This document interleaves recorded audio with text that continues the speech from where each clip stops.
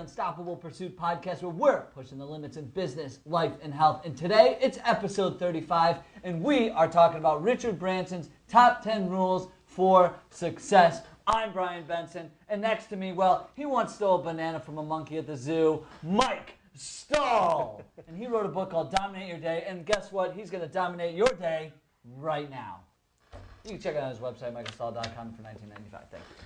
And I quote, "Sometimes the rules were meant to be broken. Sometimes the rules need to be broken in order to produce change."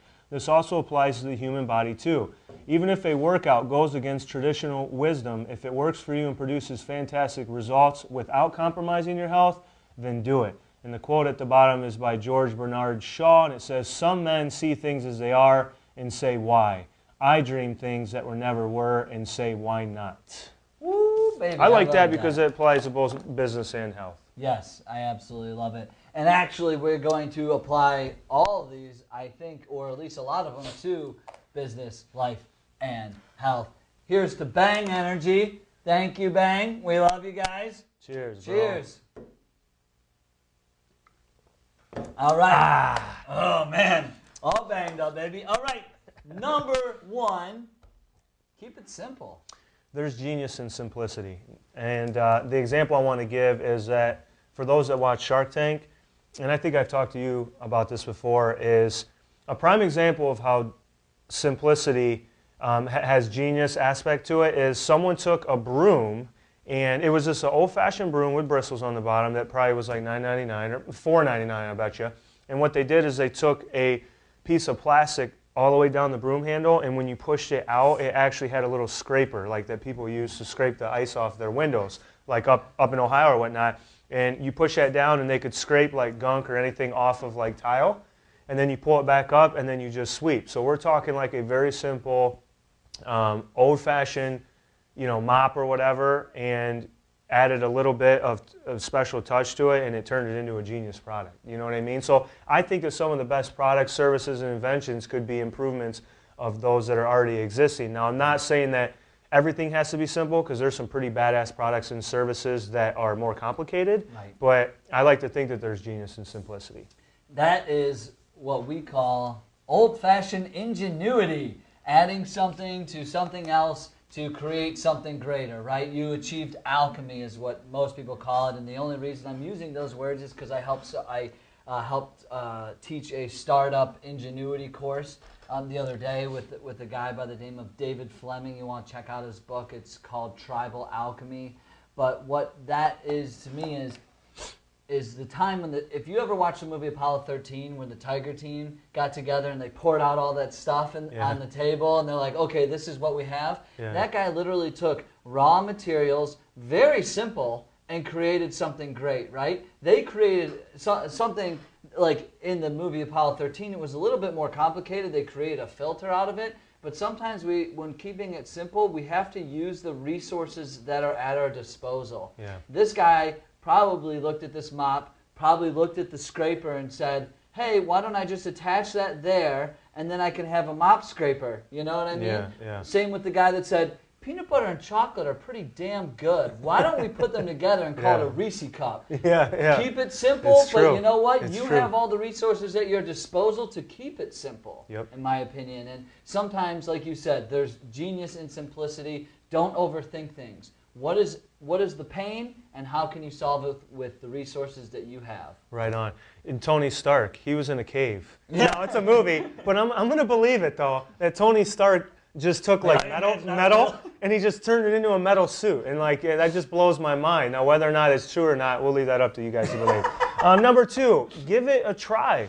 You have to try things. We try things all the time. Mike and I are consistently trying things, new things all the time. We try creating new types of videos. We try different types of podcasts. We try different types of content. You have to try things, and you always have to see what works and what doesn't.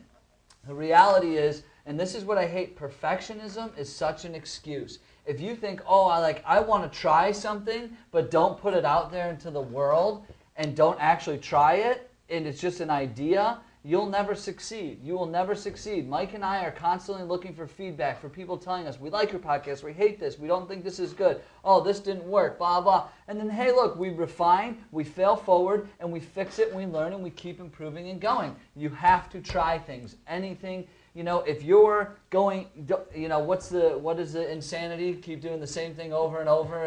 Expect different results. Expect different results. Yeah. You have to try things. You have to give it a try. And hey, if it doesn't work, so what? You learned and you move on.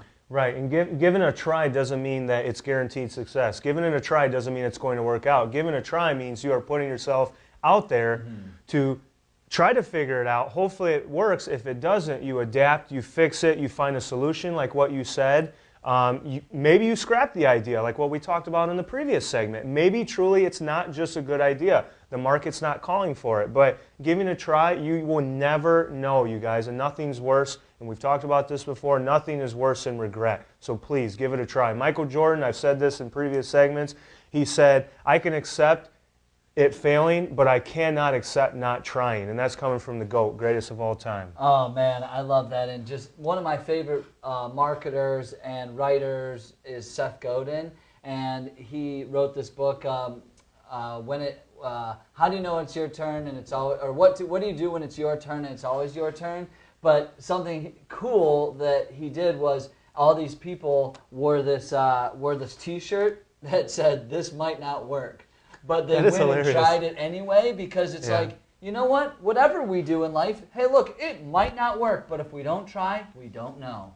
And one thing I want to add to that, too, before we go to the next point is when Michael Jordan first went to the NBA, Converse was the #1 worn shoe in the NBA. And they actually had a dress code where you needed to wear like all white Converse shoes. Well, Nike went to Jordan and said, we want you to wear these black and red Jordans.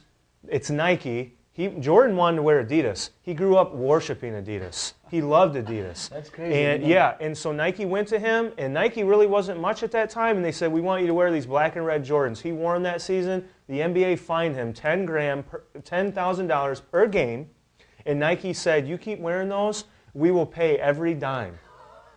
And then the next thing you know, dude, like Nike blows up. Jordan's the greatest of all time. He's branding. He took a chance, you know. He gave it a try. He wasn't sure. Adidas and Converse were like the very popular ones. So he would have never known, you know, what the possibilities were of building his own brand, identifying himself with Nike, having the greatest, like most popular shoes of all time. And by the way, Michael Jordan is a billionaire. He's the only basketball player.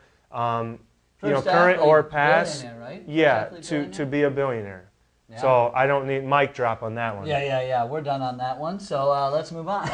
Yeah. All right. Next one is be a leader. I think being an effective leader is that I said this before. You're bringing out the best in people, not to mess with them. And I think that being a leader is like your sphere of influence. Like you're a good leader if you have an influence over other people, not by always ordering them around, you know what I mean? I talk about this in Dominate Your Day, but by inspiring them and motivating them. And like, I found effective leaders to be people who, when I'm around them, dude, I want to be better myself, you know what I mean? Like you're a good leader. When I'm around Brian, I find myself to be more creative, I find myself to be you know, more motivated all the way across the line. It's like a trickle-down effect. Like I think effective leaders are the ones that truly bring out the best in people and motivate them to be their best. Yeah, you know, there's not a whole lot to say. As Maxwell would say, you know, I was just thinking about this, drinking this Bang Energy. I was going, damn, if we listen to ourselves on 2 times on podcast, 2 times speed, it's going to sound like 10 times. Yeah, we were just joking around the other day, actually. If you listen to our Brian texted me and he goes, dude, if you listen to our podcast on iTunes by like 1.5 speed, he goes, we sound like extremely intelligent. Like not that we're not. Not that we're not, but he's like, dude, we legitimately sound like super, super smart when you speed it up. And I listened to it and I'm like, dude, seriously. I'm like, we are drinking our own Kool-Aid, by the way. But yeah, and now we're drinking these Bang Energy drinks, so we're getting all jacked up on caffeine. So now we're probably going to sound like we're 10 times on iTunes. But that's okay. A couple of Chip and Dale just we might start speaking in tongues on this segment. You know what I mean? Anyways. Leadership. Leadership is influence, nothing less, nothing more. And that's all I really have to say about that is if you can influence people to move I think it's the best thing you can do. But also being a leader means sometimes you have to be a great follower and a good listener. The one thing that I want you to really take away, though, is to be a leader, you have to be able to lead yourself. You can't lead anybody else until you lead yourself. So be a leader, but lead yourself. Walk the talk the walk, all that stuff. I love it. And be able to influence others. And that's all. That's all on that one. Number 4, this is an easy one. I mean, we could kind of beat this dead horse with a stick here, but don't give up. Yeah, I mean, there's not a whole lot to say. And actually, this was same as one of Elon Musk's was don't give up. But there which we were kind of the because middle there road. is times to give up on certain things. I wouldn't say give up. I would say pivot. You learn and you kind of pivot.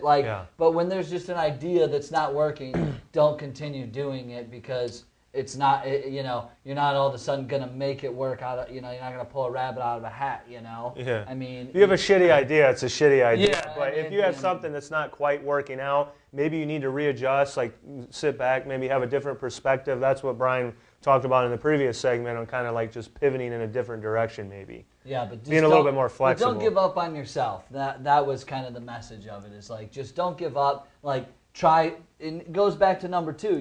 Give it a try. Try things. Fails. Don't give up. Try again. Try again. Try again until it only takes one dart to hit the bullseye, right? It only takes one swing to hit a home run. It only takes one good idea to become the next, Mark Cuban or Richard Branson. Right. You know what I mean? Exactly. You only got to hit one.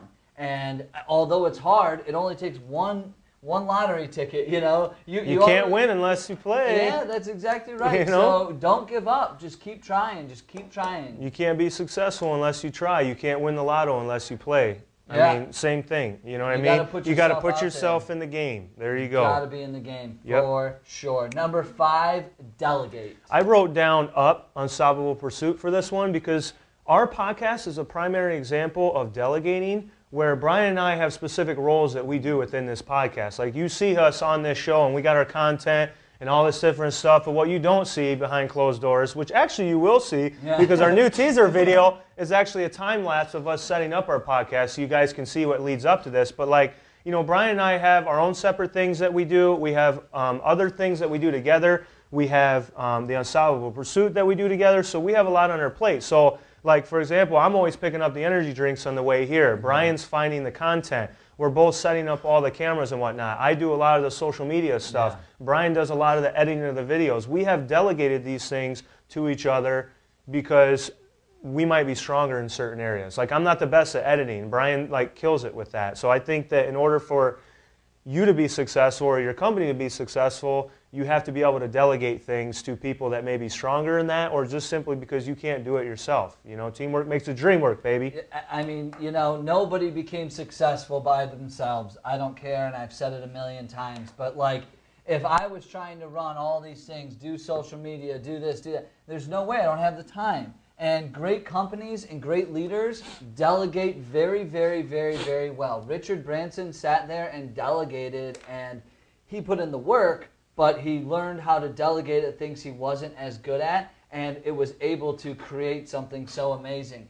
Richard Branson has about 50,000 companies. He's got Virgin Mobile, Virgin Airlines, Virgin Records, You think he's running all that by himself? Doubt it, So that's why I believe he put delegate in there, because he is a master delegator. Now he's just this figurehead, and they're creating companies all the time. There's got to be 50 different brands under the Virgin umbrella. That's a great example. That's how he created so many different brands. He delegated like a master. Yeah, that's an awesome point. If you seriously want to grow in all aspects of your life, especially business, the bigger you get, the more you're probably going to have to delegate. But delegating will probably continue to help the entire picture, your entire brand grow. You're not going to be able to do it on your own.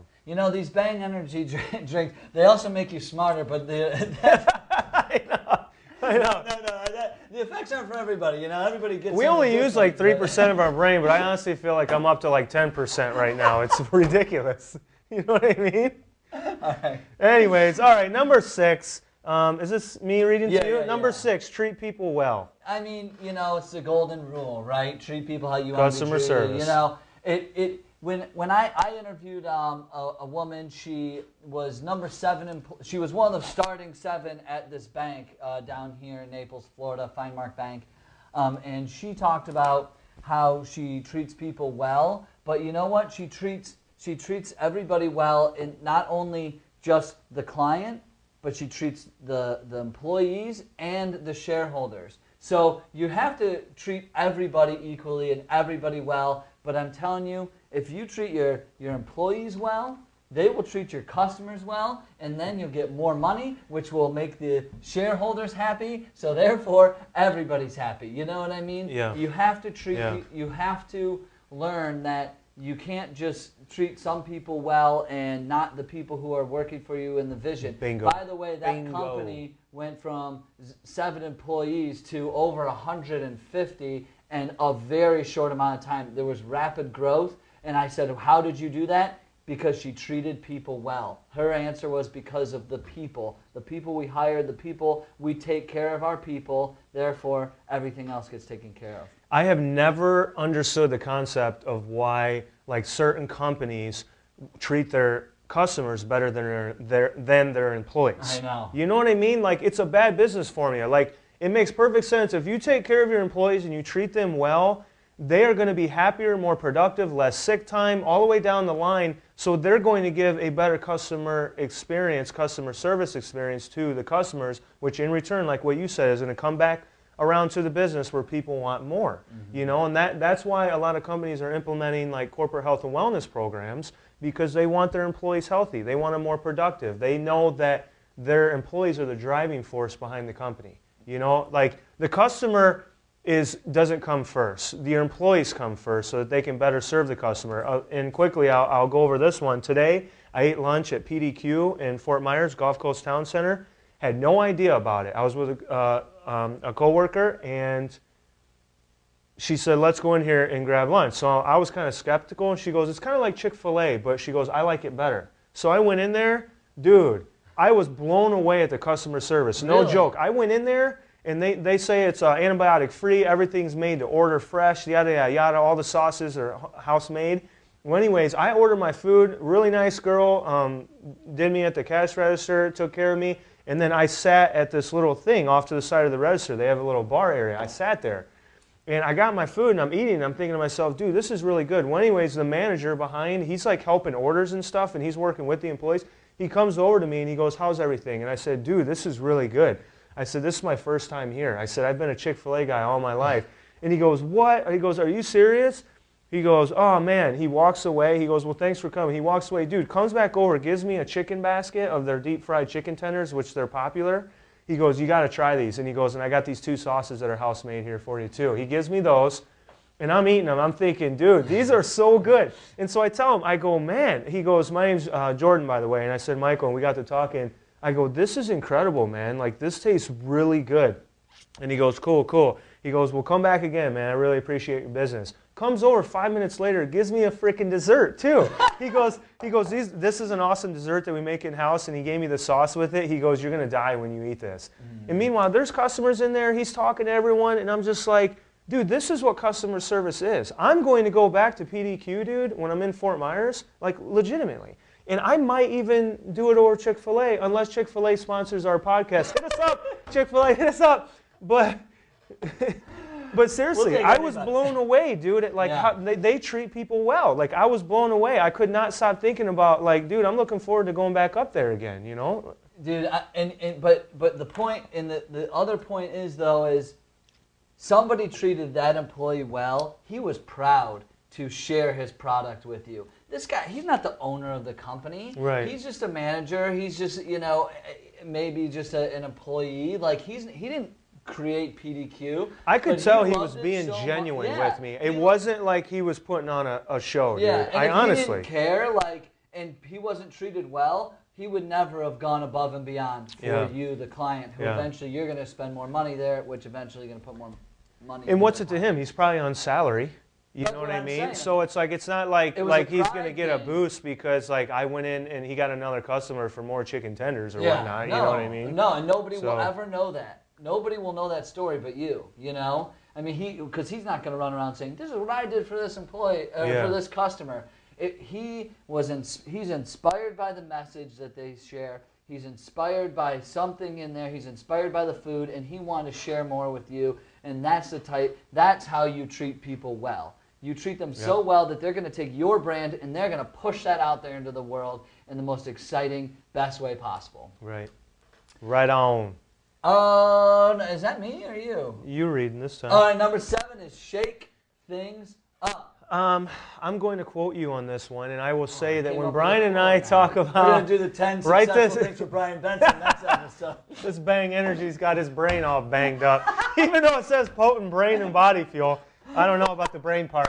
Anyways, no, when you say shake things up, when Brian and I are talking and we're kind of discussing business things and what we want to do with our podcast and different businesses, Brian talks about like the misfits, and his main thing is disrupt. What can we do to disrupt this particular industry that we're trying to get into, or this particular industry? So when I read shake things up, I think about how you say, like, it's very important to go into an industry and do something unique, do something special, that you are shaking things up, you are disrupting the industry. You know, that people are talking about you, whether it's your product or service or whatever. Is it unique? Is it disrupting things to the point where people are taking a step back and thinking, holy crap, I never thought of it that way. You know, I didn't think that you could do that, you know, or that it could go in that direction. That's what I think when I see this. Yeah, I agree. And this is something like question status quo. You know what I mean? Stop living mediocre, question status quo. Our entire lives, we've grown up, we went to school, our parents told us this is what you need to do, and we'll reward you. If you're a good employee, we'll reward you. You'll get a nice pension, you'll live life. I'm telling you right now, you are the most replaceable person if you are doing exactly what they tell you to do. Question, try things, and shake things up. You just have to. And even if that comes with, you could get fired. I don't want anybody to, but you got to question. You have got to question why things are happening. And if you don't try things and shake it up a little bit, you will become stagnant and you will become very replaceable in your business. Right. Period. Yeah, and if you're comfortable or you just want a 9-to-5 job, like I've been in a job before in the past where like literally people would say, I just got to hold on for 10 more years. So I can retire. I just got to hold on. Dude, if you're saying that, you are in the wrong damn job. If you just need to hold on. Yeah. Like that makes me sick. Oh gosh, I'm so turned off by I just got to hold on like for 10 more years. So you're going to be fucking miserable for 10 more years and then you can start living your life? Right. Like how about start living right now? Now granted, you might not be in a position to be able to quit your job. Right.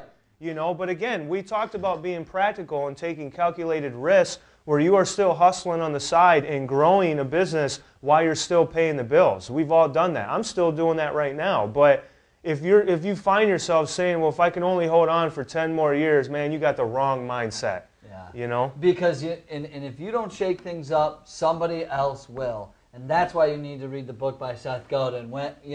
How to know when it's your turn and it's always your turn, or what to do when it's your turn. And read my book first before you read his. Dominate your day, but okay. Seth Godin, but not really. Hit us up, Seth Godin. Come on our podcast. But no, that's the reality. If you're not going to shake things up, somebody else will, and then you're going to be stuck, and they will bypass you, and you will go. Have you ever had that feeling where you're like, man, I had that idea. Like I bet you how many other people had the same idea to say, man, what if I took the ice scraper for my car and the broom and attached it so I could scrape things off my floor, but didn't do it. Right. Didn't shake things up because they say, no, this broom is this broom and this ice scraper is this ice scraper, and if I shake things up, people are going to call me weird and call me silly. Yeah. And laugh at my idea. Well, guess what? That guy who actually did it is laughing his ass to the bank. And that is exactly. Serious shit. Stop accepting things as is. Yeah. Like with that. No, it's already a broom in an ice scraper. Yeah. Who gives a shit? That doesn't mean that's what it is. Right. You know what I mean? Don't accept things for as they are.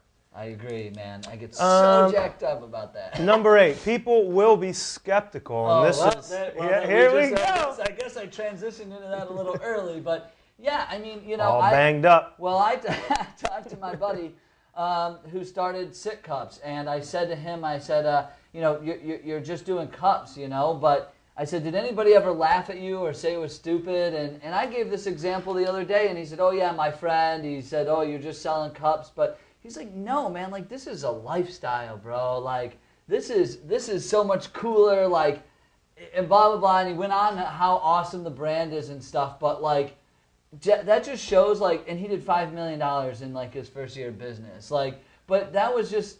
People are going to be skeptical when you're trying something new, period. All the time, 150,000%. When you show somebody something new and different, skepticism is just going to fly through. Whoa, wait, why would we? Whoa, that's weird. I don't know, man. Like, yeah. Why would you change it up? Like, because it's going out of their comfort zone. Yes. It's going out of their normal path of thinking. I honestly, and there's a quote, that quote I sent you. I said, I texted Brian a quote the other day. I said, this quote. This is your quote, you bro. Have it? I don't. It's on my phone right now, so I can't get it. But it said something like, when people are being very skeptical about something that you're wanting to do or something like that, you may be close to one of your biggest innovations or inventions ever in your life. And that's true, because when you think of something, and maybe it makes others feel uncomfortable, or they can't fathom it or anything like that, like, you are stepping outside the mold. You are stepping outside of what people accept as status quo. Right.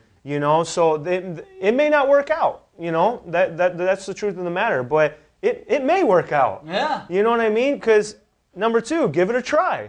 You know what I mean? Like, you can only put yourself out there and put your max effort forward and lay it all on the line. Read Delivering Happiness by Tony Hsieh, because, and I think that was by Jeff Bezos, I think who said that, who is the founder of Amazon. I thought that's who the quote was by. But either way, everybody said, nobody's going to buy shoes online. Who would buy shoes online? No. That's a stupid idea. Like, I have to go to the shoe store. Well, guess what? I would say there's a very large, well, they sold for $1 billion at Amazon. Oh. Amazon did the same thing. Nobody's going to buy dish detergent, dishwasher, soap, blah, blah, online. No one's going to do that. And you know what's funny about that? Freaking did it. Is at home we have on our refrigerator, we have these buttons, dude. That have a magnet behind them. Yeah. Yep. And we got like 5 of them. And one of them is freaking dish soap. Yeah. The other one's like paper plates. Yeah. Now, you know what I do, dude? When I'm out of paper plates, I hit that damn button and Amazon sends us the paper plates. I know. It's crazy. So it's like, think about that, dude. That's mind-blowing. When I saw that, I was like, Lindsay got that, and I'm like, are you serious? Yeah. We don't have to You go were skeptical at first, though, right? Exactly. Yeah, even I was. You know what I mean? We all have. So and there you go. That's the reality of it. Like, we were all skeptical on something new, but then when you tried it, you were like, I freaking get it, man. I don't have to go anywhere anymore. You know? It's hilarious. I wish there was one for money. I want to hit this button, and I just got stacks of cash. Like 5 minutes later. Yeah. And then, like, I open it up and stacks of cash fall into my arms. Like, dang, thanks, Jeff. Yeah. Bezos, hit us up. Dude, we're going to have like 12 sponsorships at the end of this segment. That's hilarious. Oh, right, man. This one I get, what's that word? Effect. Oh, my God. Mike's handwriting is worse than my doctor's. All right. About to start getting paid like a doctor. What? This is, Affect lives positively. Affect lives positively. Go ahead, Mike. Well, I mean, I think that, aside from like wanting to have money and being successful and materialistic things and providing a future for family and having freedom and all these things that could come from being successful and being healthy, I think that, like Brian and I, we talk about how we want to affect lives positively. Yeah. I think that we're in the business of wanting to inspire people and motivating people. We're in the people business. You know what I mean? Like, where we want to affect lives positively. Like, I've always wanted to be a leader. I've always wanted to inspire people. I find fulfillment, I know you do too, when people reach out to us and they say, dude, your words resonated with me. Your podcast, I was listening to it, man. What you said was so true. If people can relate to me and relate to you, I think that we're doing a positive service to them. Mm-hmm. And at the end of the day, I feel good about that. Oh. And I want to get paid for doing so. You know what I mean? Because at the end of the day, you have to make money to be able to pay your bills. We all have bills. And if you want to make more, if more money you make, the more lives we can impact. That's a great point. Yeah, talk about that. About when you have money, you can impact more lives. Yeah, you have more opportunity to do great things. I mean, money buys options, right? It buys opportunity. It buys more. Mike and I could eventually do these things live, you know, in stadiums at some point. You know what I mean? Like. Yep. And that's just the reality. I believe everybody should make money from their art. This is Mike and I's art. Like, this is our sport. A lot of people, you know, you play basketball, you can, even though we love lifting and stuff, but like, this is Mike and I's, like, this is more than a hobby. Like, we love doing this. This is a passion project. And we only did it because we were like, we have a certain set of skills, we have a certain set of knowledge that we've invested in ourselves.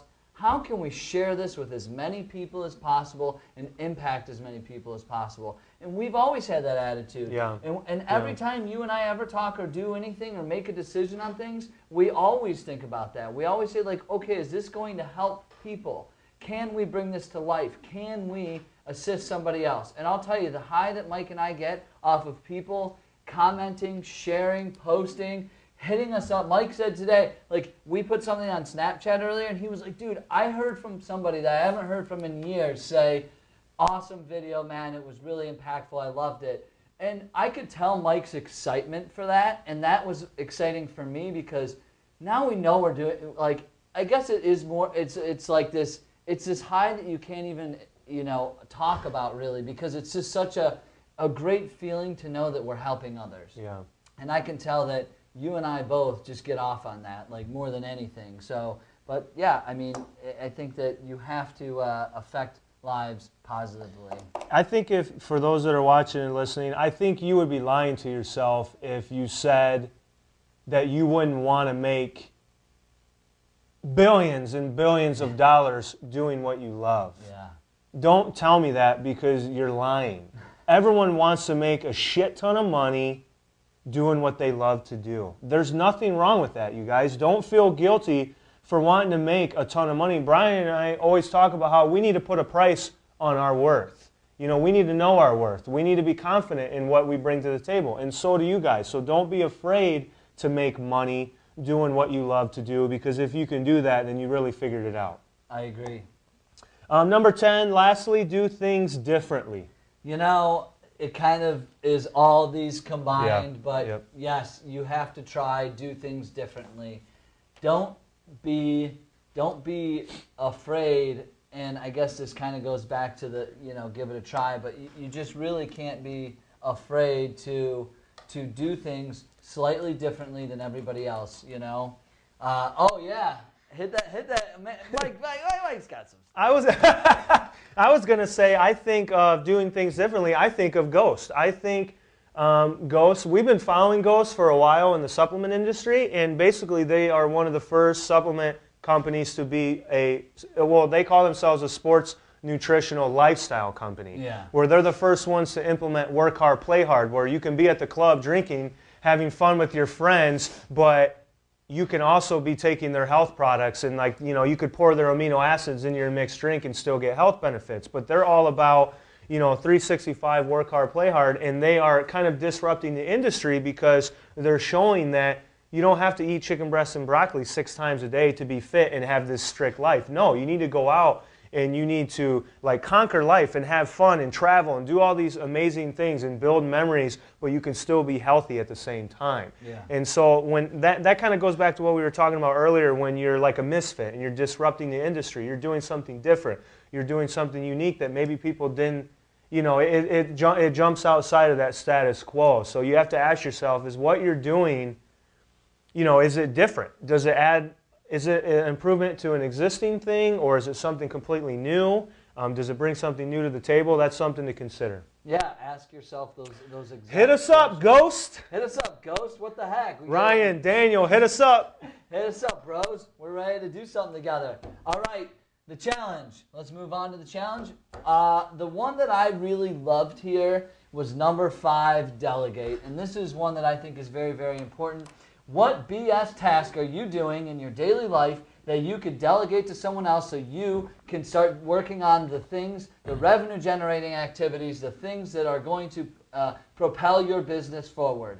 So find somebody to help you, delegate that task, and then start doing the things that you need to do to push whatever that is forward. And because I guarantee you some people are sitting there stuck doing things. Hey, I got a great example of this actually the other day. My friend, she said, we had an attorney who billed $150. He was very new at the office, but he was billing like close to $200 an hour. She said he loved to go over and print stuff, stand by the printer, mess around with stuff, and it's like, dude, that time that you were doing that, you could have been billing $200 an hour. Yeah. But all the time that you spent stapling stuff, paper clipping stuff, printing stuff that you could have delegated to somebody else, all that added up to probably 3 or 4 hours a week. So you just missed out on almost like $1,000. And time is money, yes. And time is money. So you almost missed out on $1,000 because you were doing menial tasks that you can delegate. Stop doing that. Put a price on what you are per hour. Yes. And then when you start doing that, then you start thinking, damn. Like before where you didn't think much of an hour, but now let's say your worth is $150 an hour and that's what you could make. Why would you give up $150 cash for an hour of stapling papers? Exactly. When you could maybe get an assistant to do it, an intern or something. You know what I mean? Yeah.